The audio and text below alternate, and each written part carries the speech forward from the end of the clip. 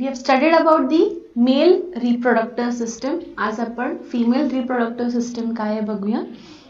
All organs of the female reproductive system are present in the abdominal cavity. या diagram मध्ये तुम्हाला कळेल की abdominal cavity मध्ये तुम्हाला जे काही organs आहेत of the female reproductive system are present in the abdominal cavity. यामध्ये काय काय आहेत organs? तर we have pair of ovaries. Right साइडला एक ओव्हरी, लेफ्ट साइडला एक ओव्हरी, अशा दोन ओव्हरीज आहेत त्याचे पेअर्स. A pair of ओव्हिडक्ट्स.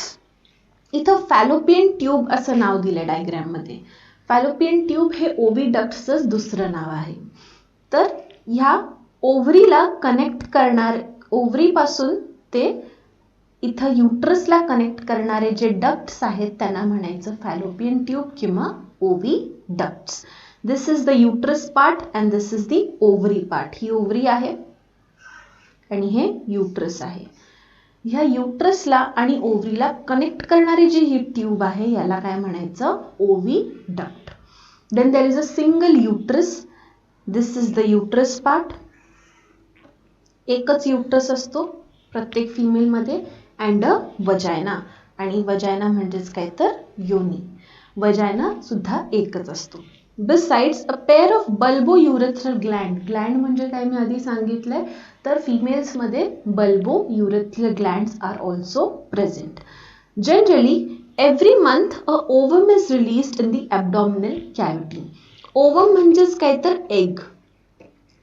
दर महिन्याला एक एक अंडा रिलीज होत असतो इन दी ॲब्डॉमिनल कॅव्हिटी. म्हणजेच कुठे युट्रस मध्ये दर महिन्याला एक एक ओवम रिलीज होतो अल्टरनेटली फ्रॉम ईच ओव्हरी. जर एकदा या बाजूने आली तर दुसऱ्यांदा या बाजूने येणार आहे. अल्टरनेटली तुमच्या एव्हरी मंथला ओव्हरी रिलीज होणार आहे in the uterus. Free end of oviduct is funnel like. इथं जर तुम्ही बघितला, this is the oviduct that is fallopian tube. ह्याचा एंड जो आहे तो फनल शेप्ड आहे. फनल सारखा. फनलचा शेप कसा असतो? असा. So this is the fallopian tube चा शेप आहे funnel shape. and opening is present at the center of it. ह्याच्या सेंटरला एक ओपनिंग असते आणि ह्या ओपनिंग पासून जे काही अंडी आहेत ती मूव्ह होतात इनटू दी युट्रस. प्रत्येक महिन्याला एक एक अंडा ह्यातून मूव्ह होणार आहे या ओपनिंग मधून. oocyte enters the oviduct through that opening. oocyte म्हणजेच काय? अंडा या ओव्हिडक्ट मधून मूव्ह होणार आहे त्या opening through. cilia are present in the oviduct. ही जी डक्ट आहे याच्या आतमध्ये सिलिया असतात, म्हणजे बारीक बारीक केसासारखे कण असतात. ह्यांचं काय काम आहे? तर जे काही अंडा आहे, oocyte आहे, त्याला हळूहळू पुढे ढकलणं. सपोज हा अंडा आहे, ह्याला काय करायचंय? पुढे ढकलायचं काम काय करतात? मूवमेंट देऊन ह्या सिलिया करतात. The cilia push the oocyte towards the uterus. आणि ह्या अंड्याला युट्रस कडे पुश करण्याचं काम कोण करतायत? तर सिलिया करतायत. तर आपल्या फिमेल रिप्रोडक्टिव्ह सिस्टम मध्ये तुम्हाला 10th मध्ये काय काय दिलंय? तर it is only this much की तुमच्याकडे दोन पेअर ऑफ ओव्हरी आहेत, त्यानंतर एक दोन ओव्हिडक्ट्स आहेत. आणि ओव्हिडक्ट्स ऍक्च्युली काय करतात? Suppose this is an ovary, तर ओव्हिडक्ट त्यांना असे धरून ठेवलेले असतात आणि this is the opening. Suppose यामधून एक एक एक एक अंडा बाहेर निघत जातो आणि कुठं जाणार आहे? युट्रस मध्ये जाऊन थांबणार आहे. आणि इथं त्यांचं पुढचं काम जे आहे we are going to study next, that will be going on. So this is about the female reproductive system. I hope you have understood. Now let's start with the gamete formation. Reproduction human beings मध्ये दोन महत्त्वाचे भाग आहेत, that is gamete formation आणि fertilization. त्यामधला gametes formation म्हणजे sperm आणि egg कसं फॉर्म होतात ते बघूया. Sperm and ovum are formed by the process called as meiosis. Meiosis we have learnt it many times. 2n पासून आपल्याला किती n मिळणार आहे? that is haploid chromosomes आपल्याला 4 मिळणार आहेत. Sperms are produced in the testis of men. माणसांच्या testis या ऑर्गन मध्ये स्पर्म्स निर्माण होतात. कुठं निर्माण होतात, कसे निर्माण होतात आपण बघितलेलं आहे. From beginning of the maturation that is puberty till the death. हे जे स्पर्म प्रोडक्शन आहे, जेव्हा मुलं मॅच्युअर होतात त्या एज पासून अप टू देअर डेथ, म्हणजे मरेपर्यंत त्यांचे स्पर्म प्रोड्यूस होतातच, मध्ये कुठेही थांबत नाहीत. From maturation till the death. This is very very important. However, in case of women at the time of birth, there are 2 to 4 million immature oocytes. जेव्हा एखादी मुलगी, छोटीशी मुलगी जन्म घेते, लहान बाळ असते अगदी, तिच्या पोटामध्ये 2 to 4 मिलियन इमॅच्युअर oocytes असतात. मॅच्युअर झालेले नाही तर इमॅच्युअर oocytes तिच्या ओव्हरीमध्ये ऑलरेडी प्रेझेंट असतात जेव्हा ती जन्म घेतलेली असते. An oocyte matures and is released from ovary every month from the beginning of the maturity. जेव्हा मुलगी वयात येते, म्हणजेच काय मॅच्युअर होते, तेव्हापासून तिचे oocytes जे आहेत ते मॅच्युअर व्हायला लागतात. अंडी काय व्हायला लागतात, मॅच्युअर व्हायला लागतात. and they are released every month from the ovary. दर महिन्याला अंडी ओव्हरी मधून अल्टरनेटली काय व्हायला लागतात, रिलीज व्हायला लागतात. From the beginning of the maturity that is puberty पासून up to the age of menopause, तोपर्यंत रिलीज होत असतात दर महिन्याला, जोपर्यंत मेनोपॉजचा एज येत नाही. मेनोपॉज म्हणजेच काय बघूया. मेनोपॉजचा एज काय, it is 45 years of age. बाई जेव्हा 45 इयर्सची होती तेव्हा तिच्यामध्ये मेनोपॉज येतो. What is menopause? Menopause is stoppage of functioning of female reproductive system. जेव्हा फिमेल रिप्रोडक्टिव्ह सिस्टम काम करायची बंद होते तेव्हा त्याला म्हणायचं मेनोपॉज. मेनोपॉज कधी येतो, 45 to 50 इयर्स ऑफ एज. कुठलीही बाई from 45 to 50 years of age इथे तिला मेनोपॉज येतो, म्हणजेच काय त्याची फिमेल रिप्रोडक्टिव्ह सिस्टम काम करायची बंद होते, हळू काम करायला लागते. Secretions of hormones controlling the functions of female reproductive system either stops off or become irregular. जे काही हार्मोन सिक्रिशन्स होत असतात फिमेल्स मध्ये, ज्याच्यामुळे अंडी दर महिन्याला युट्रस मध्ये येतात, त्याच्यामुळे जे काही हार्मोन सिक्रिशन्स आहेत ते हळूहळू काय व्हायला लागतात, स्टॉप व्हायला लागतात किंवा इरेग्युलर होतात, फ्लक्च्युएट होतात. कधी कधी दर महिन्याला सिक्रेट होतात, कधी कधी 3 महिने सिक्रेट होतच नाही, कधी कधी अंडी 4-5 महिन्यांनी एकदम येतो, असं होऊ शकतं. दॅट इज इरेग्युलर फेजमध्ये अंड बाहेर यायला लागतं. This causes the menopause. यामुळे काय होतं की मेनोपॉज म्हणजे जे काही मेन्स्ट्रुअल सायकल आहे, what is menstrual cycle, it is there down to you. Menopause म्हणजेच काय, अंड बाहेर ओव्हरीच्या येण्याचा सिक्वेन्स बंद होणं. That is nothing but menopause. This is the ovary and these are the cells, that is eggs present in the ovary. आणि ह्यातले जे मॅच्युअर सेल्स आहेत तेच फक्त दर महिन्याला बाहेर येणार आहेत. Coming to the process called as fertilization. Fertilization, that is formation of the zygote. Zygote formation म्हणजेच काय, N of father plus N of mother gives you 2N, that is zygote. Okay, N of father plus N of mother will give you 2 chromosomes in a cell, that is nothing but zygote.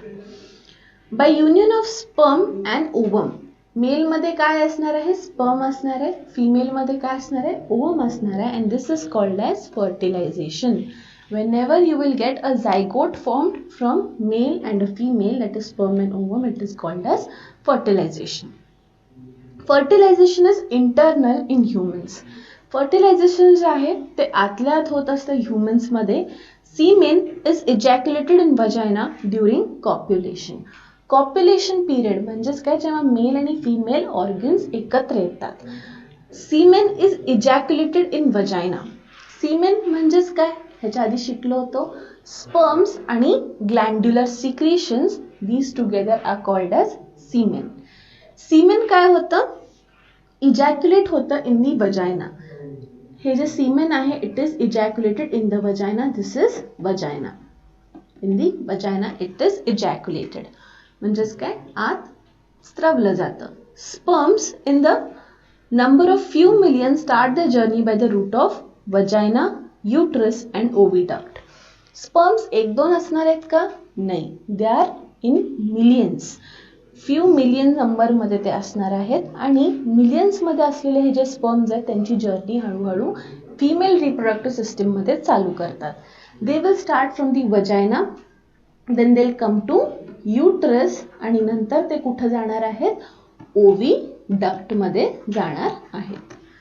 From vagina to uterus and the oviduct. One of those few million sperms fertilize only ovum present in the oviduct. एवढे millions of sperms गेलेले असतात पण त्यातला एकच sperm काय करू शकतो? एगला fertilize करू शकतो. So this is the egg over here and it is fertilized by only one sperm. Okay, only one sperm can fertilize the egg. From the age of puberty up to the menopause, that is from 10 to 17 years up to age of 45 to 50 years. प्युबर्टीचे age काय? मुलगी वयात कुठल्या age मध्ये येते? 10 to 17 years. आणि मेनोपॉजचे age काय आहे? 45 to 50 years. This is the age of menopause, जिथं रिप्रोडक्टिव्ह सिस्टीम फिमेल्सची काम करायची बंद होते. And ovum is released every month. दर महिन्याला अंड स्त्रवलं जातं, बाहेर येतं फ्रॉम दी ओव्हरी.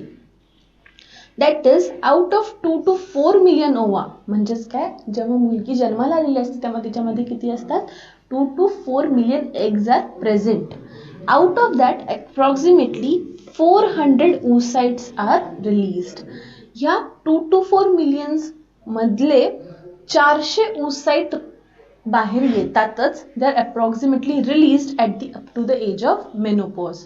मेनोपॉजच्या एज पर्यंत 45 to 50 एज पर्यंत काय होतं? यातले 400 एग्स जे आहेत ते रिलीज होतातच होतात. Remaining oocytes undergo degeneration. बाकीचे जे काही oocytes आहेत ते काय होऊन जातात? डिजनरेट होऊन जातात. त्याच्यानंतर त्याचा काहीही उपयोग नाहीये. So in this, what do we understand? That fertilization is nothing but when we get a zygote, that is male आणि female जे sperm आणि ovum एकत्र आले की you will get a zygote. This is fertilization. The semen enters into the vagina, then uterus and then the oviduct. Fertilization occurs in the oviduct. एवढ्या millions of sperm मधून एकच sperm एगला काय करू शकतो? फर्टिलाइज करू शकतो. आणखीन काय, दर महिन्याला एक एक एग रिलीज होत असतो पण after 45 to 50 years of age ते रिलीज होणं बंद होतं.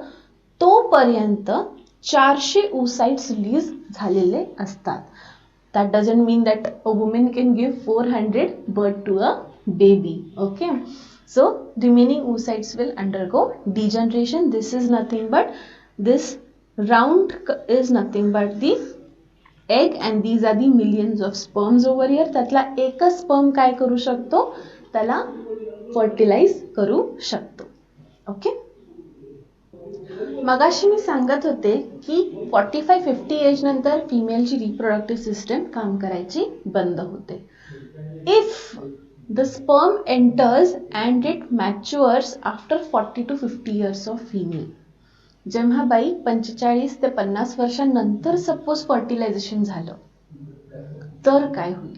It is very dangerous again for the baby. Here is a note for you.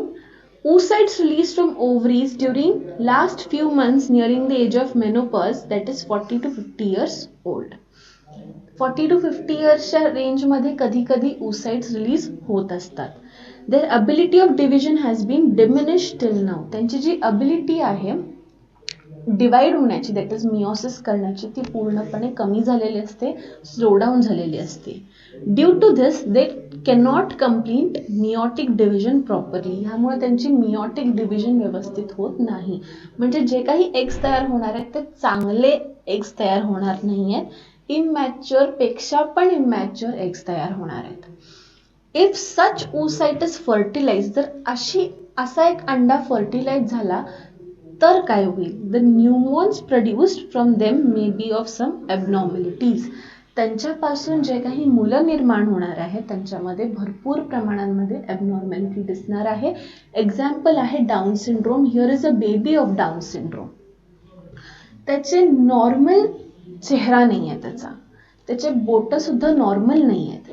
That is you can read about the Down syndrome later on, but this is one of the syndrome which is seen in the newborn babies if the fertilization occurs between 45 to 50 years of age.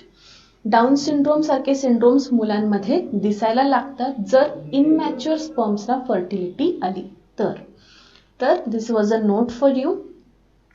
तुम्हाला माहिती आहे नेहमी आधीच्या काळात म्हटलं जायचं की मुलगा झाला पाहिजे आणि मुलगा झाला नाही तर त्या बाईला खूप छळलं जायचं, त्या जन्मलेल्या मुलाच्या आईला खूप छळलं जायचं. पण have you ever understood that being a child of a male or a female is not in the hand of mother. आईमुळं मुलगा होतो किंवा मुलगी होते असं नाहीये, तर ते कुणामुळं होतं आणि कुणाला दोष दिला पाहिजे हे पण आपण लक्षात घेतलं पाहिजे आणि वुमेन फिटिसाइड बंद झालं पाहिजे. Okay, now let's see this. The chromosome number in germ cell producing gametes are diploid. जेव्हा जर्म सेल्स प्रोड्यूस होत असतात तेव्हा ते कसे असतात, डिप्लॉइड सेल्स असतात. ऑब्वियसली मिओसिसला स्टार्टिंग 2n नी होतं. It includes 22 pairs of autosomes and 1 pair of sex chromosome.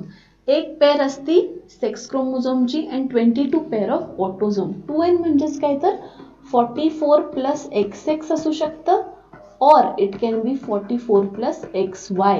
हे XX XY काय आहे? X and Y are the sex chromosomes. इथं X आणि Y काय तर सेक्स क्रोमोझोम्स आहे. These germ cells divide by meiosis आणि ह्यांचं काय होतं, डिव्हिजन मिओसिसनी व्हायला चालू होतं. Due to this, gametes contain only haploid number of chromosomes.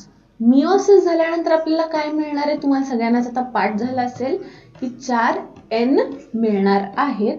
म्हणजेच काय मिळणार आहे, 22 plus X or it can be 22 plus Y. ह्या दोन्हीपैकी एक काहीही मिळू शकतं in all these four. Okay, 2 types of sperms are produced, that is 22 plus X or 22 plus Y. 50-50% chances. Whereas oocytes are produced only of one type. Sperm production जे आहे ते either 22 plus X होईल किंवा 22 plus Y होईल. पण women's मध्ये जे egg produce होणार आहे ते फक्त 22 प्लस एक्सच असणार आहेत. इथं खाली डायग्राम बघूया. This is father, this is 2n cell. Okay, ह्याचं काय होणार आहे, मिओसिस होणार आहे. 44 प्लस XY आहे. मिओसिस झाल्यानंतर एक स्पर्म तयार झालाय. ह्या स्पर्म मध्ये काय आहे, 22 प्लस X. जर X आला तर आपल्याला फिमेल मुलगी होणार आहे आणि Y आला तर आपल्याला काय मिळणार आहे, मेल. नेव्हर फॉरगेट दिस. इथे 22 प्लस X आहे म्हणजेच आपल्याला जी मुलगी मिळणार आहे एग मधून, egg is always 22 plus X only. ते कधीही चेंज होत नाही. It is always 22 plus X. Female आपल्याला मुलगी जन्माला येणार आहे from these two. Then 22 plus Y. This is nothing but the androsperm म्हणजे मेलचा स्पर्म आहे. ह्याच्यामुळं काय होणार आहे, आपल्याला मिळणार आहे male boy. That is baby boy आपल्याला मिळणार आहे. Again there can be, you can see here 44 plus XX, 44 plus XY. म्हणजेच काय की आपल्याला काय मिळतं, जर X आलं तर आपल्याला फिमेल बेबी मिळणार आहे, Y आलं तर आपल्याला मेल बॉय मिळणार आहे.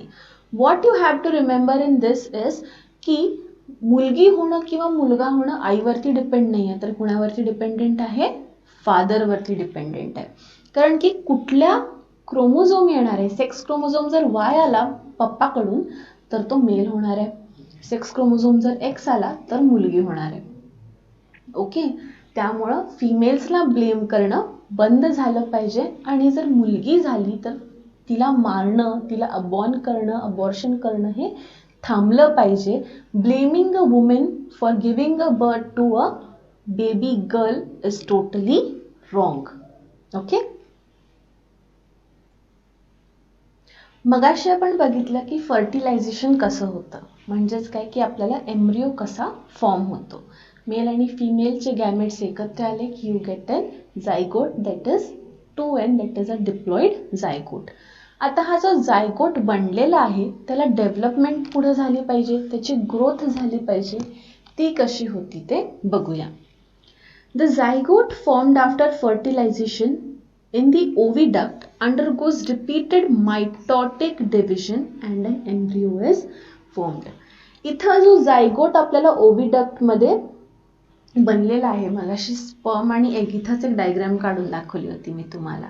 स्पर्म आणि एग काय झाले होते, एकत्र आले होते आणि फर्टिलायझेशन झालं होतं आणि इथं आता एक झायगोट तयार झालेला आहे in the oviduct itself. This is nothing but oviduct, that is it is also called as fallopian tube. It undergoes repeated mitotic division. Mitosis म्हणजेच काय तर we'll get 2n सेल पासून आपल्याला काय मिळणार आहेत, 2nच मिळत जाणार आहेत. एका सेल पासून 2 सेल बनत जाणार आहेत. त्यांचा क्रोमोझोम नंबर पण आधीच्या सेल सारखाच राहणार आहे, दॅट इज 2n चे 2nच मिळत जाणार आहे. And embryo is formed. आणि त्याच्या झायगोट पासून आपल्याला काय मिळत जाणार आहे, एम्ब्रिओ मिळत जाणार आहे. एम्ब्रिओ पासून मोरुला मिळत जाणार आहे. म्हणजेच काय तर सेल नंबर हळूहळू वाढत जाणार आहे. 2 सेल्स, 4 सेल, 4 चे 6, 6 चे 8, 8 चे 10 असे 16, 32 असे सेल्स बनत जाणार आहेत. Meanwhile it is pushed forward towards the uterus. आता हा जो फॉर्म्ड एम्ब्रिओ आहे तो कुठं पुश करणार आहेत, inside the uterus. This is nothing but the uterus. It is implanted and further development occurs after the implantation. Implantation म्हणजे काय, तिथे त्याला रोवलं जातं. हा जो अंडा निर्माण झालेला आहे, डिव्हिजन झालेले सेल्स निर्माण झालेले आहेत, त्याचा एक बॉल सारखं रूपांतर होतं आणि हा बॉल जो आहे तो इथं कुठेतरी रोवला जातो. ओके. इम्प्लांट होऊन जातो, रोवला जातो into the endometrium of the uterus. Endometrium म्हणजे काय, आतले मस्क्युलर लेअर, त्याच्यामध्ये ते रोवले जातात. It is not a muscular layer, भरपूर अमाऊंट ऑफ ब्लड वेसल्स वगैरे प्रेझेंट असतात तिथं ते इम्प्लांट होतं. And organ called as placenta is form for the supply of food material during the growth in the uterus. हा जो implanted embryo आहे त्याला न्यूट्रिशन दिलं पाहिजे. ह्यासाठी आई आणि मुलामध्ये एक नाळ उत्पन्न होते आणि ही जी नाळ आहे याला काय म्हणायचं, placenta. I have shown it in the pink colour. हा येलो कलरचा एक लहान मुलगा आहे, एम्ब्रिओ आहे, आणि this brown colour is nothing but the यूट्रसची लाइनिंग. या यूट्रसच्या लाइनिंग मध्ये आणि बाळामध्ये एक नाळ जोडली जाते आणि त्याला म्हणायचं placenta. And it helps in the supply of food material during the growth. छान प्रकारे न्यूट्रिशन असेल, पाणी असेल, खाद्यपदार्थ असेल, हे सगळं बाळाला कोण पुरवतं, तर हे placenta. Embryonic development is completed approximately within 9 months after the fertilization. Fertilization झाल्यानंतर 9 महिन्यांनी बाळ पोटाच्या बाहेर येतं. म्हणजेच काय की त्याची डेव्हलपमेंटला किती वेळ लागतो, 9 महिने लागतात. इथं खाली एक डायग्राम आहे. या डायग्राम मध्ये बघू शकता, दिस इज अ 4 week एम्ब्रिओ. हळूहळू त्याचे सेल डिव्हिजन होत जात आहे, मायटोसिस होतीये आणि 40th weekला आपल्याला व्यवस्थित बेबी फॉर्म झालेला दिसतोय. And after 9 months you are going to get a baby out of the mother's womb. This is nothing but growth and development of the child.